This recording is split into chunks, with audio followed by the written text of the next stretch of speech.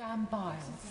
Madam Deputy Speaker, George Orwell wrote that we sleep peaceably in our beds at night because rough men stand ready to do violence on our behalf. Does the Secretary of State agree that the armed forces are unique because, with the exception of certain elements of the police, they alone are armed and are authorised to use lethal force on behalf of the state?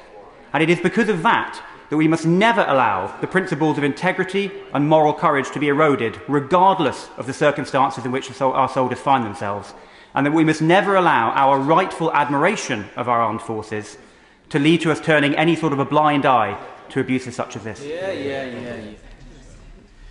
I could not agree more with my honourable friend, and he's quite right, and it's worth remembering that liberty is not the natural state of affairs. It has to be fought for in every place and in every generation, and it does sometimes require us to take on forces of fanaticism that do require rough or violent ways in which to engage them.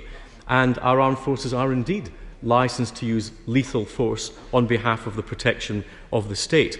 But those armed forces have to operate within the law, both domestic and international. They have to conform to the highest ethical standards, not only because they represent this country, but it is part operating those ethical standards by which they gain the acceptance to use that lethal force from the British public.